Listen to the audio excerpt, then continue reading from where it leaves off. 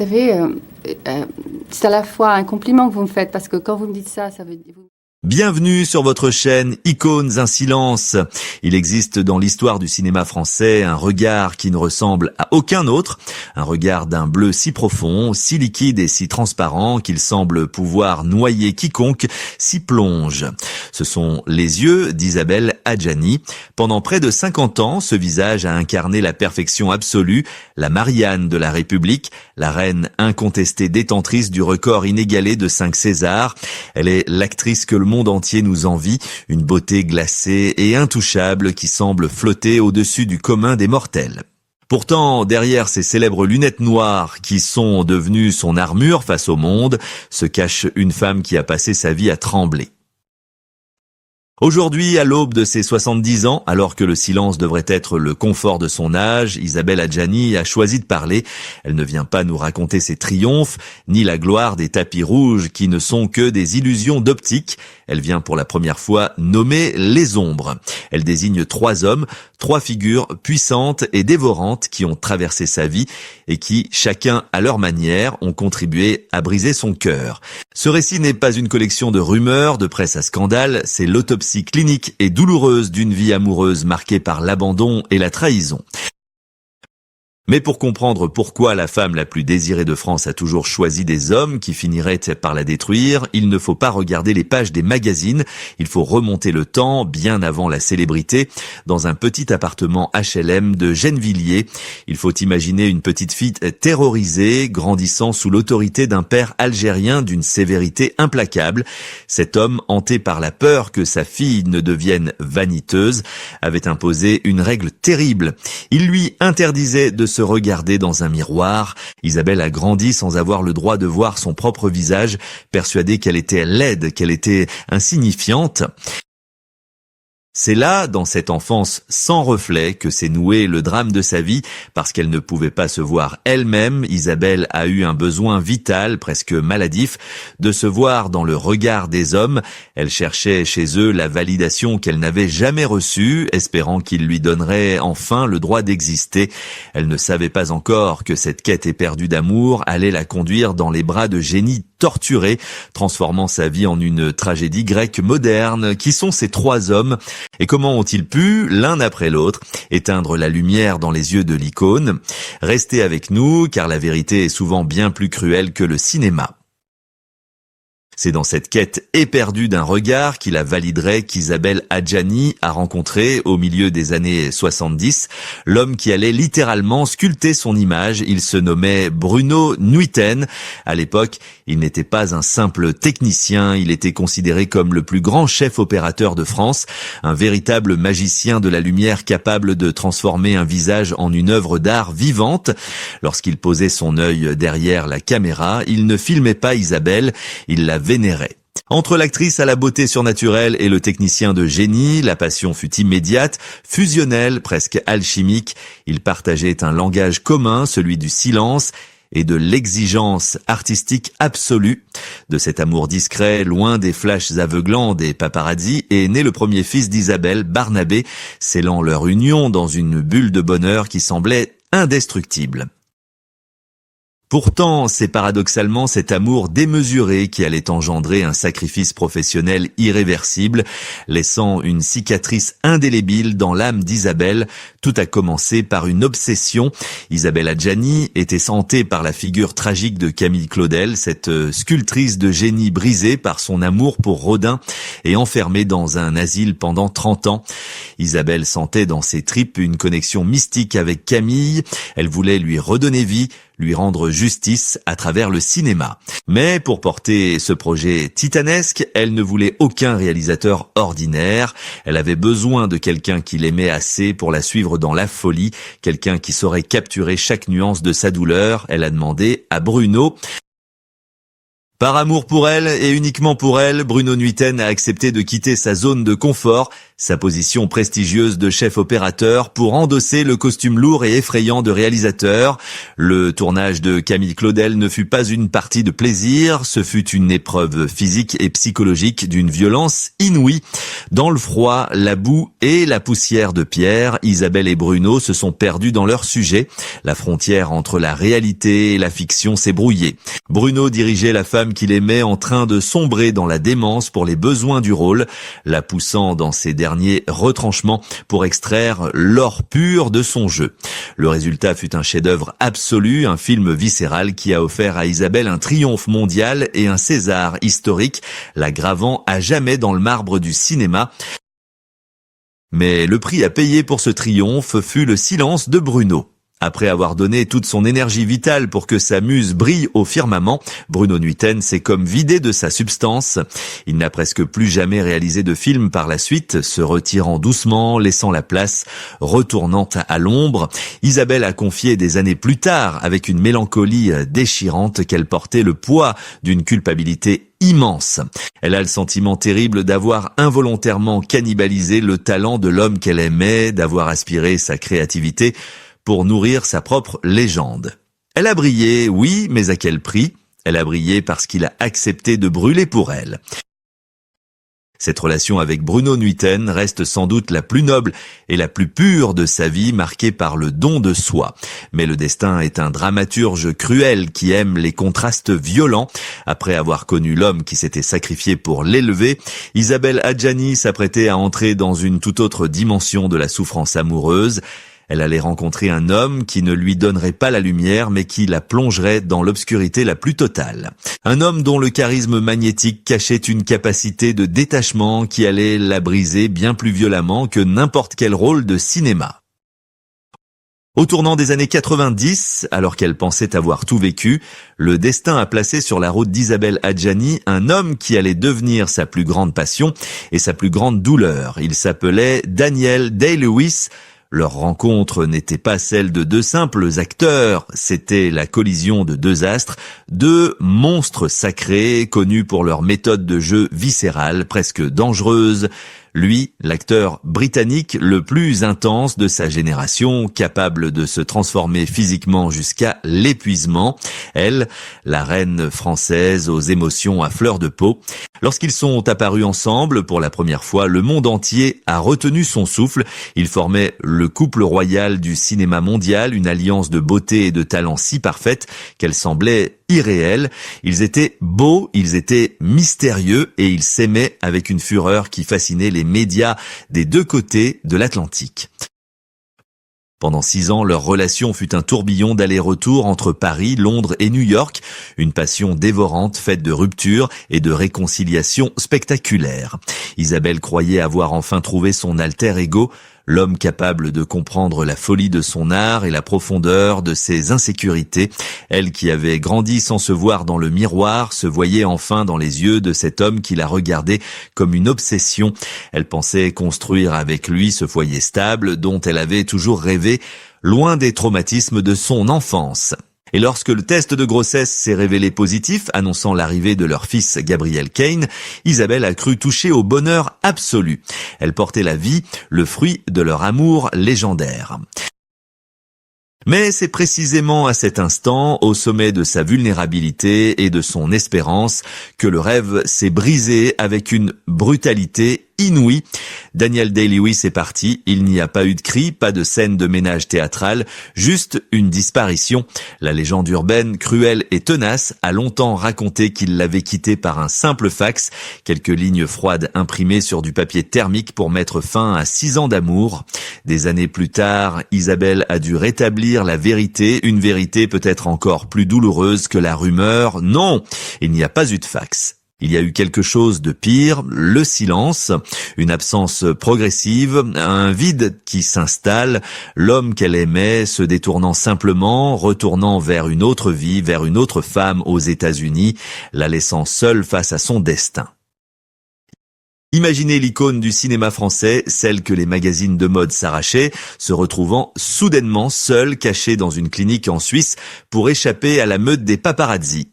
Pendant des mois, alors que son ventre s'arrondissait, elle vécut dans une solitude glaciale, loin des tapis rouges, loin des applaudissements. Chaque jour, elle devait affronter les nouvelles venues d'Amérique, voyant l'homme qui l'avait abandonné refaire sa vie sous les projecteurs, tandis qu'elle se préparait à donner la vie dans l'anonymat d'une chambre d'hôpital étrangère.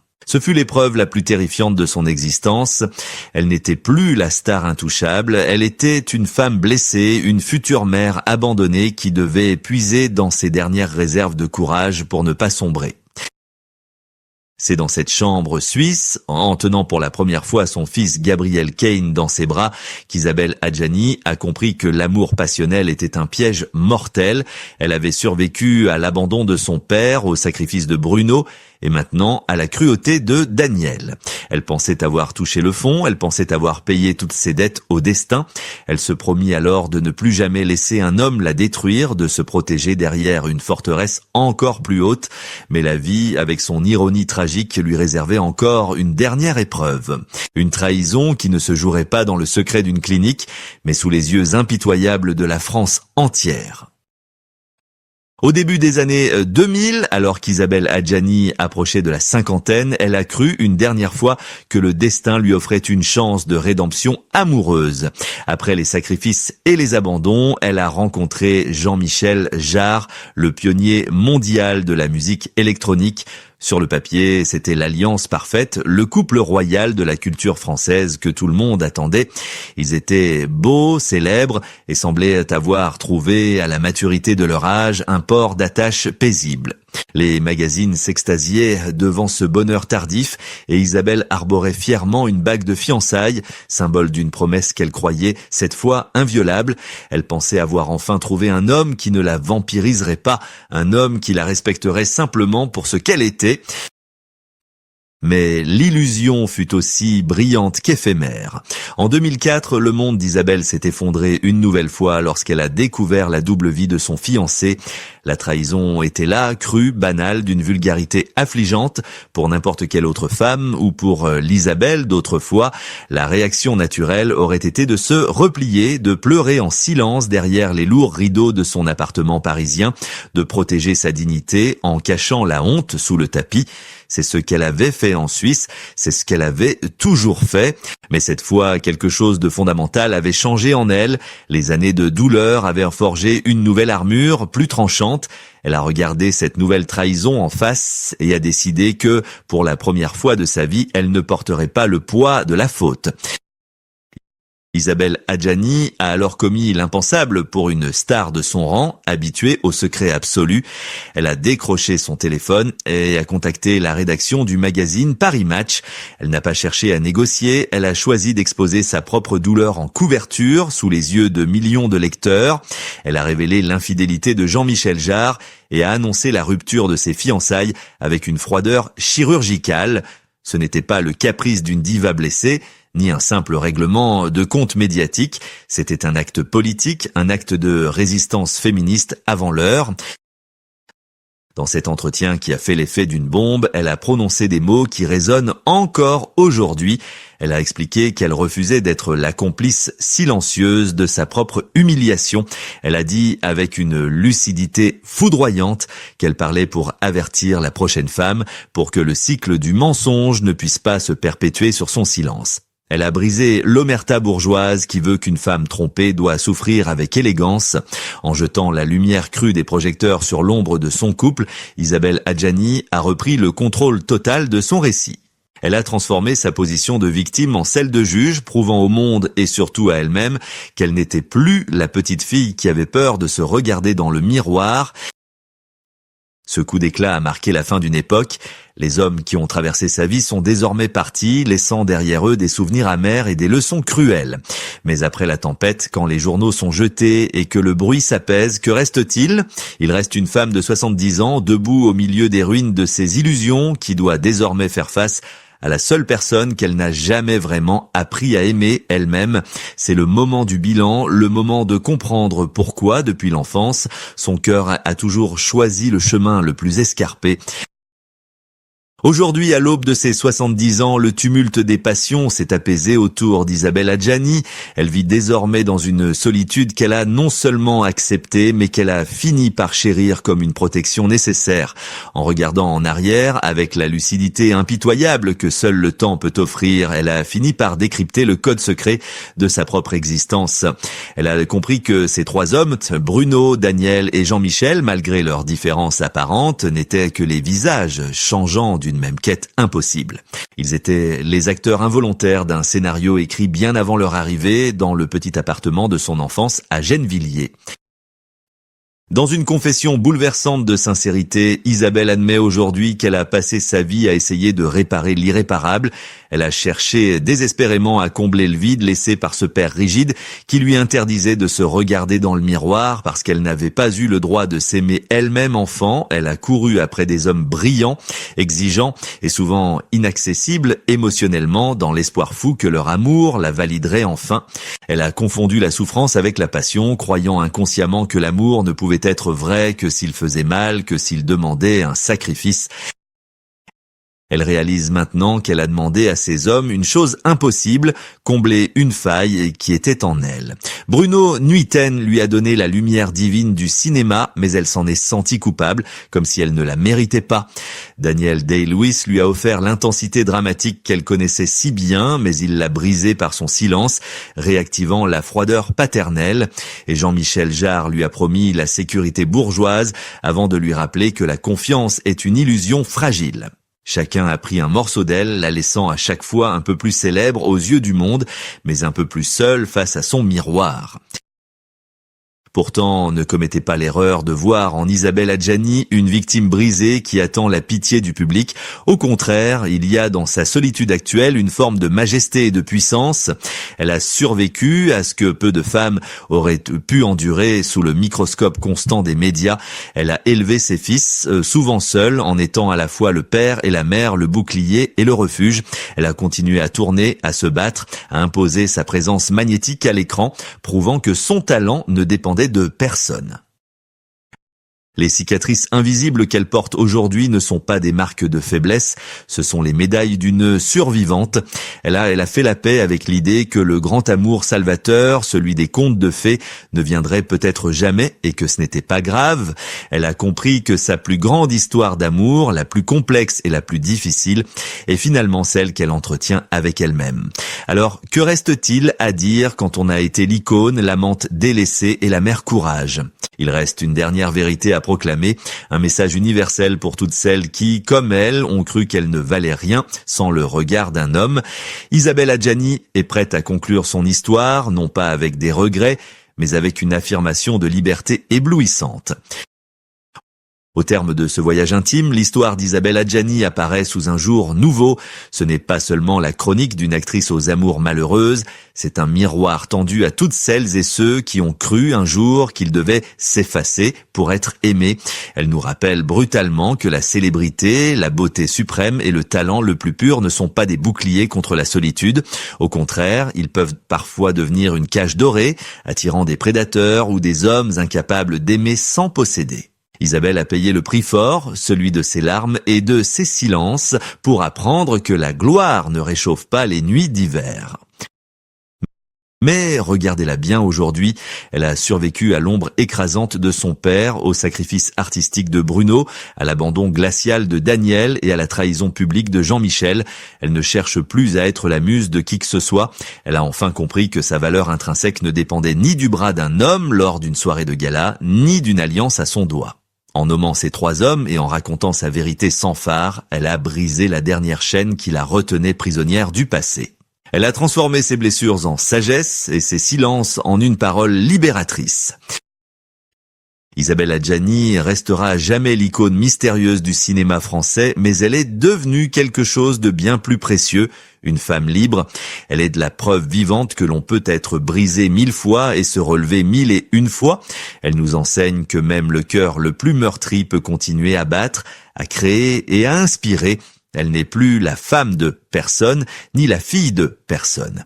Elle est tout simplement et magnifiquement Isabelle, une reine qui a finalement compris qu'elle n'avait besoin de personne d'autre qu'elle-même pour poser la couronne sur sa tête.